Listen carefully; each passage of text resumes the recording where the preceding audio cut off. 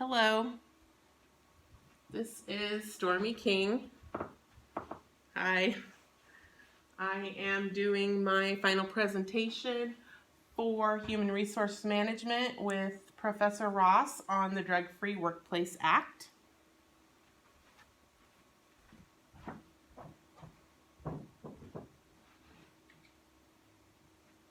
So in reading our book, Chapter 4 got me thinking about my final presentation. And Chapter 4 focused on the Drug-Free Workplace Act. And I started thinking, how does that coincide with now California has legalized recreational marijuana, not just medical marijuana, but now it's recreational. So I thought this would be a good place to start. Employers have responsibilities. So here are a few of them. Employers must establish a work-free environment policy and disseminate it to its employees. The policy must spell out employee expectations in terms of being substance-free and explain penalties for non-compliance. In addition, the organization must provide substance abuse awareness programs to its employees. I was always under the impression that after an employee makes it past their probationary period, that an employer has a responsibility to send an employee to rehab if needed, but that's not the case.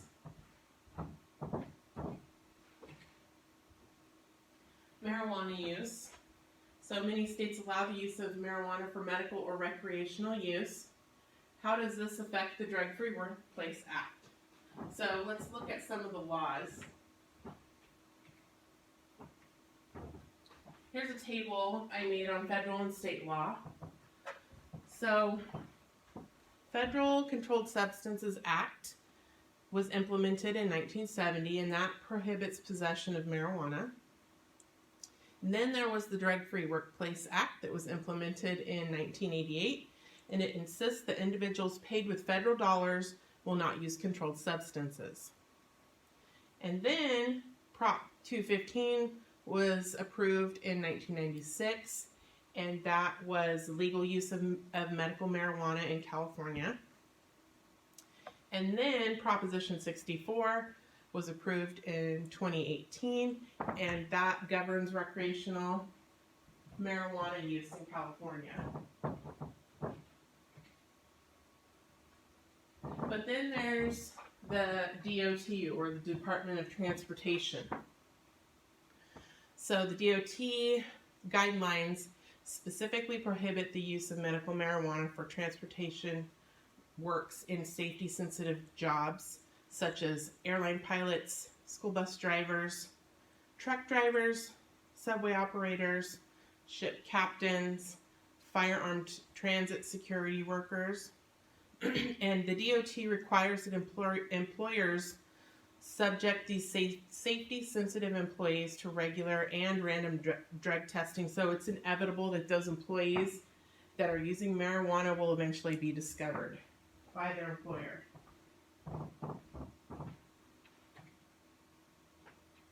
So it's still kind of blurry, so what's okay? The feds say no, but California says yes. So does it depend on what your job is and who you're working for? That's kind of how I wrap my mind around the subject. So we'll dig a little deeper. Marijuana is still considered a Schedule I drug of the Controlled Substances Act. It remains unacceptable for any state safety-sensitive employee subject to drug testing under DOT to use marijuana. But then the Drug-Free Workplace Act does not require or authorize drug testing. And then the Drug-Free Workplace Act and DOT guidelines specifically prohibit not only use but possessions.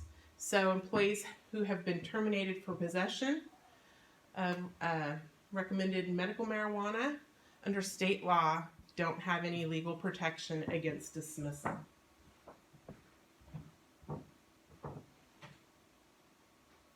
So here's some more info on Proposition 64. I found a YouTube video. So what effect does it have on the workplace?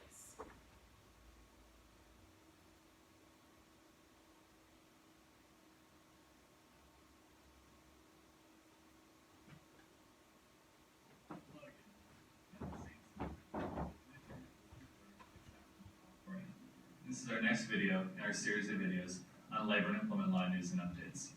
Now in this video we're going to talk about the POP prop. That's our Prop 64. That is the proposition in California that would legalize the recreational use of marijuana by individuals who are 21 years of age or older. And if you're an employer in this state, you're probably wondering, if that proposition passes, as it is expected to pass, what effect, if any, will that have on your drug and alcohol policies in the workplace? And the answer to that's pretty simple. It probably will not have much of an effect at all on those policies. And that's because the proposition anticipated that and explicitly indicated that it is not meant to affect employer, whether it be public or private sectors, drug and alcohol policies. Employers are still free to prohibit marijuana by employees and by prospective employees. Employers would not have to accommodate an employee's recreational use of marijuana. And again, they can have reasonable drug and alcohol workplace policies. So employers want to keep that in mind because employees may wonder how their workplace policies are going to be enforced following the proposition. So you want to make sure that you review your policies, see if marijuana is specifically addressed, and if not, consider revising your policy so that your employees will have advance notice as far as how your policy will be enforced in the new year and following November 8th and the election on this proposition, Proposition 64. Now on a final note, keep in mind that marijuana is still legal under federal law. Proposition 64 will not change that. It will continue to be illegal under federal law. And so particularly for employers who have federal contracts, you want to make sure that you review the terms of those contracts. Many times they include requirements concerning drug and alcohol policies and how those policies need to be enforced. And so you want to make sure you're aware of what those conditions are and make sure you're enforcing it appropriately with respect to marijuana. Well, I hope you found this informative, and thank you for joining us today.